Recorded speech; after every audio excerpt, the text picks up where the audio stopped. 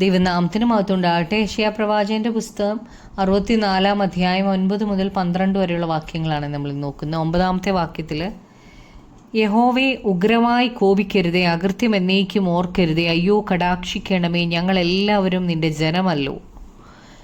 ദൈവം കോപിച്ചാൽ പിന്നെ ആർക്കും ഒരു പ്രതീക്ഷയുമില്ല. ദൈവം നമ്മുടെ അകൃത്യങ്ങൾ ഓർക്കുകയാണെങ്കിൽ നമുക്ക് നിലനിൽക്കാൻ കഴിയത്തില്ല. അവരുടെ നിലവിലുള്ള ആത്മീയമായ അവസ്ഥ വളരെ ശോചനീയമായിരുന്നു. അവർ അകൃത്യത്തിൽ വീണ് കിടക്കുകയായിരുന്നു. അതുകൊണ്ട് യെശയ്യാവ് ദൈവത്തോട് യാചിക്കുകയാണ്, ദൈവം ജനത്തോട് കരുണ തോന്നണം, കരുണയോടെ കടാക്ഷിക്കണമെന്നും അവരുടെ അവസ്ഥ ദൈവം അറിയണമെന്നും. 10-ാമത്തെ വാക്യത്തിൽ, നിന്റെ വിശുദ്ധ നഗരങ്ങൾ ഒരു മരുഭൂമിയായിരിക്കുന്നു, സിയോൻ മരുഭൂമിയും യെരൂശലേം നിർജ്ജന പ്രദേശവും ആയി തീർന്നിരിക്കുന്നു. ദൈവത്തിൻ്റെ വിശുദ്ധ നഗരം ശൂന്യമായിരിക്കുകയാണ്. സിയോൻ അഥവാ യെരൂശലേം പാഴായ ഒരു സ്ഥലമായിരിക്കുകയാണ്. മരുഭൂമി പോലെ യെരൂശലേം ശൂന്യമായിരിക്കുന്നു. 11-ാമത്തെ വാക്യത്തിൽ, ഞങ്ങളുടെ പിതാക്കന്മാർ നിന്നെ സ്തുതിച്ചു പോന്നിരുന്നതായ വിശുദ്ധിയും ഭംഗിയും ഉള്ള ഞങ്ങളുടെ ആലയം തീക്കിരയായി തീർന്നു. ഞങ്ങൾക്ക് മനോഹരമായിരിക്കുന്നതൊക്കെയും ശൂന്യമായി കിടക്കുന്നു. ദൈവത്തിൻ്റെ വിശുദ്ധ മന്ദിരത്തിലാണ് പിതാക്കന്മാർ ദൈവത്തെ ആരാധിച്ചിരുന്നത്. എന്നാൽ ആ വിശുദ്ധ മന്ദിരം തീക്കിരയായി തീർന്നു. ഇപ്പോൾ ആ മന്ദിരം നശിച്ചുപോയി. ഇസ്രായേലിൻ്റെ ആശ്വാസവും അവരുടെ ആഗ്രഹവും എല്ലാം ഇല്ലാതെയായി തീർന്നു. അവരുടെ ആലയവും അവർക്ക് മനോഹരമായിരുന്നതൊക്കെയും ശൂന്യമായിപ്പോയി. അവർക്ക് എല്ലാം നഷ്ടപ്പെട്ടു. എന്നാൽ അവർക്ക് ദൈവം ചെയ്ത ഉടമ്പടിയിൽ ഉള്ള പ്രത്യാശയുണ്ട്.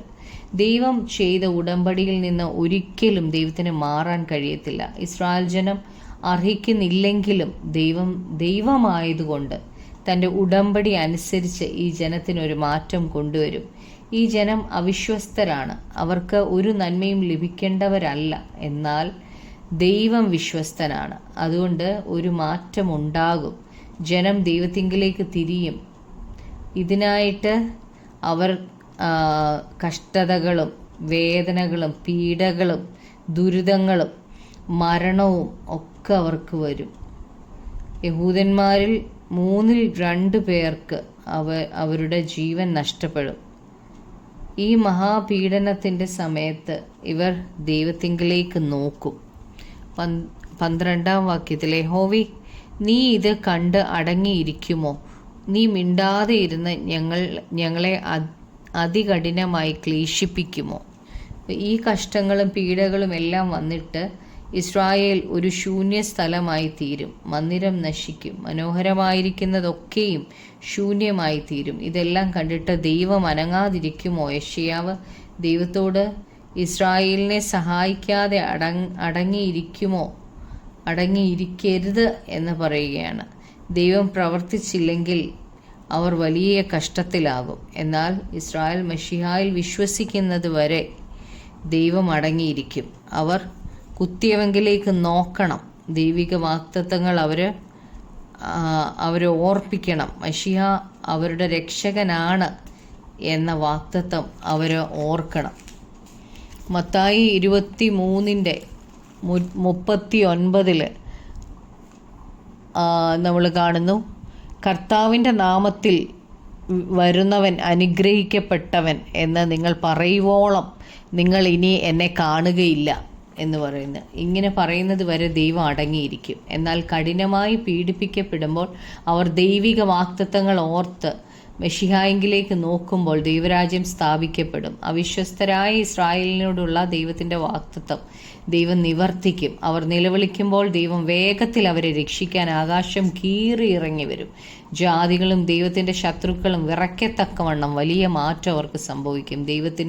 ദൈവം തൻ്റെ രാജ്യം സ്ഥാപിക്കും. നമുക്ക് പ്രാർത്ഥിക്കാം. കർത്താവേ, യേശുവേ, നന്ദി കർത്താവേ. അപ്പോൾ അങ്ങ് എത്ര വിശ്വസ്തനാ കർത്താവേ. അങ്ങയുടെ വിശ്വസ്തത മാത്രമാണ് ഞങ്ങളെ നിലനിർത്തുന്നത് കർത്താവേ. ഞങ്ങളെപ്പോഴും അവിശ്വസ്തരാണ്, എങ്കിലും അങ്ങ് വിശ്വസ്തനാകിയാൽ കർത്താവേ, അങ്ങയുടെ കോപവും ഞങ്ങളുടെ മേൽ കർത്താവെ അപ്പാ ഞങ്ങളുടെ അകൃത്യങ്ങൾ ഓർക്കാതെ അങ്ങ് ഞങ്ങളോട് കോപം അങ്ങയുടെ വെച്ചുകൊണ്ടിരിക്കാത്തതുകൊണ്ടാണല്ലോ ഞങ്ങൾ അപ്പാ ആയിരിക്കുന്നത്. കർത്താവെ ഞങ്ങളുടെ അപ്പാ ഞങ്ങൾ ആയിരിക്കുന്നത് അങ്ങയുടെ കൃപയൊന്നുകൊണ്ട് മാത്രമാണല്ലോ കർത്താവെ. ഞങ്ങൾ മുടിഞ്ഞു പോകാത്തത് അങ്ങയുടെ കരുണയാണല്ലോ കർത്താവെ. യേശുവേ അപ്പാ അങ്ങയുടെ കൃപ ഓരോ ദിവസവും ഞങ്ങൾ അനുഭവിക്കുവാൻ സഹായിക്കണമേ. യേശു ക്രിസ്തുവിൻ്റെ നാമത്തിൽ തന്നെ ആമേൻ.